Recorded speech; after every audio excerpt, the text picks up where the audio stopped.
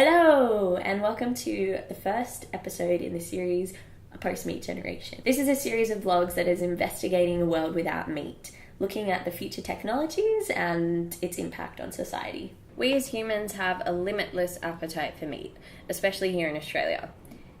For those of you that don't know, in 2014 Australia became the highest consumer of meat in the world. That meant that we consumed 90.2 kilograms of meat per capita per year.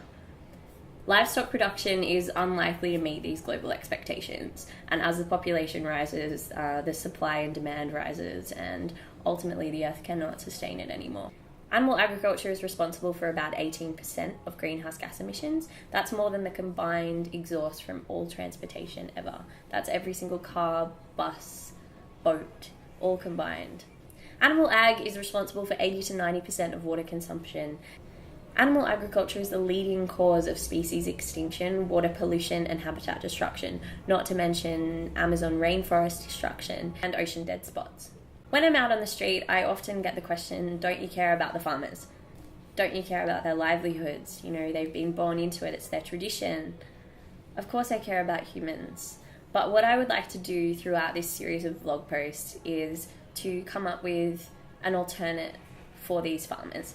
To come up with a logical, realistic, and economically viable plan so that they can transition from animal agriculture to something more sustainable for the earth and for them as people. Each episode will answer some common questions.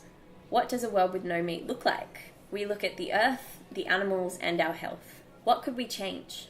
Why would we change? What are our options right now? We look at people's issues with mock meats and why, even though the demand for mock meats has taken off, why some people, like meat eaters, are still hesitant to try.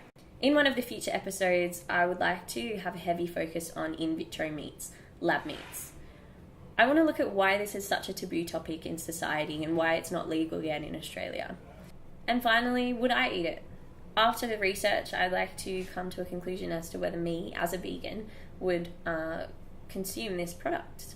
So I'll be getting out on the street, interviewing consumers, farmers, shopping centres, scientists. I'd like to look at other countries and whether they have embraced this new technology of in vitro meats and what it costs for the economy. I want to look at companies that are already thriving on meat, dairy and egg substitutes. There's an awesome Swedish brand called Oatly, which has made absolutely every dairy product you can think of into an oat version, and it's absolutely thriving in Europe. Started in Sweden and now it's spreading throughout the whole of the continent.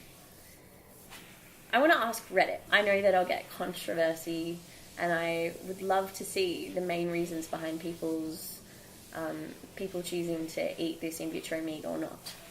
I want to research into desert farming and hydroponics and see if these are viable options for farmers to transition their already existing industry into something more sustainable.